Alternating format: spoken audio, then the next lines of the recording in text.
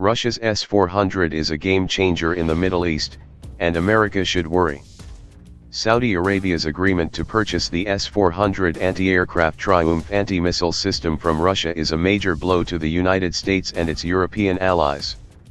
The deal follows Turkey's $2.5 billion agreement to buy the S-400, and ongoing negotiations with Egypt for the S-400.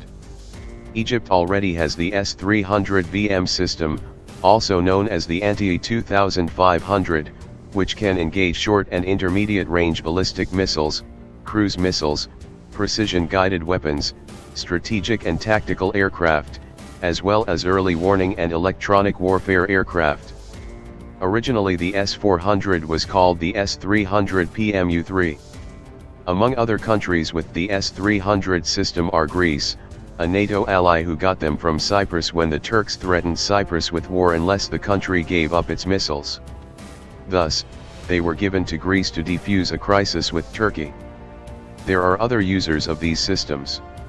There is China, of course, but also India, Ukraine, Venezuela, and NATO member Bulgaria, to name a few.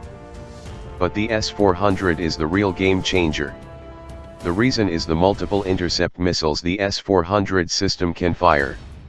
The S-400 supports 4 different missiles: the very long-range 40N6E series, 400 km, the long-range 48N6, 250 km, the 9M96E2, 120 km, and the short-range 9M96E, 40 km. By comparison, the US Patriot system supports only one interceptor missile with a range of 96 km. But there is more. The 9M96E2 is one of the jewels of the S-400 system. It flies at Mach 15, around 5,000 meters per second or 18,500 kilometers per hour. It can engage targets as low as 5 meters off the ground, and it can maneuver pulling up to 20 gs. A human can withstand no more than 9 gs with special pressure suits and helmets, and for only a few seconds. It is designed to knock out penetrating aircraft and missiles flying off the deck or just above ground and neutralize cruise missiles. Dr. Carlo Kopp, one of the world's top aerospace experts, says the S-400 has optional acquisition radars designed to defeat modern stealth aircraft such as the F-22 and the F-35. They work by operating in multiple frequency bands, including both VHF and L bands that can see stealth-protected fighters. Stealth designs have been built on low detection by X-band radars, the most common military and civilian radars. Others such as C-band, now known as the G/H band, are less prevalent.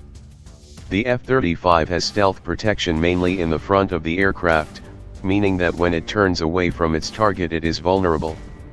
In time, the entire air defense system of the US and its allies, all based primarily on X-band, will become obsolete as China and Russia move toward stealth aircraft and missiles. Along with the radar enhancements, which may or may not be delivered to foreign customers, Russia has a formidable integrated air defense system, even though the size of its truly modern aircraft fleet is quite small compared to the United States and NATO.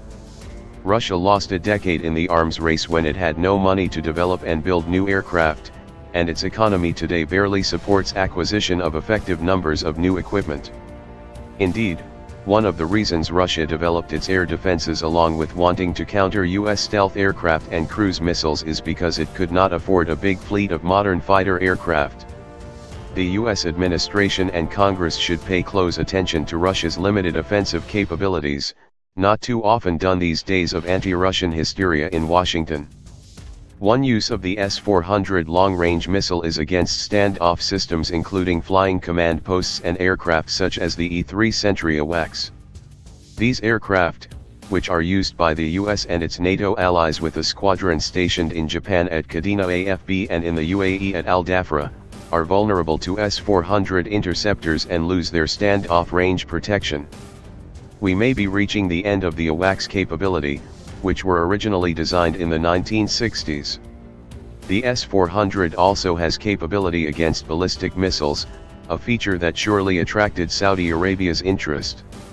How good it is against ballistic missiles? No one knows for sure. The Saudi decision to buy the S-400 is probably linked to Egypt's earlier purchase of the S-300 VM and desire to get the S-400. Saudi Arabia and other Gulf states probably paid for Egypt's weapons. The Russians have definitely made a breakthrough with sales of weapons to some NATO countries with uncertain futures in the bloc, e.g. Greece, Turkey, and strong US client countries such as Saudi Arabia and other Gulf states such as the UAE. One immediate new example, Russia says the UAE is just months away from buying the formidable Su-35 multi-role fighter jet, the current queen of the Russian Air Force fighter fleet. The Russian breakthrough makes sense in technological terms.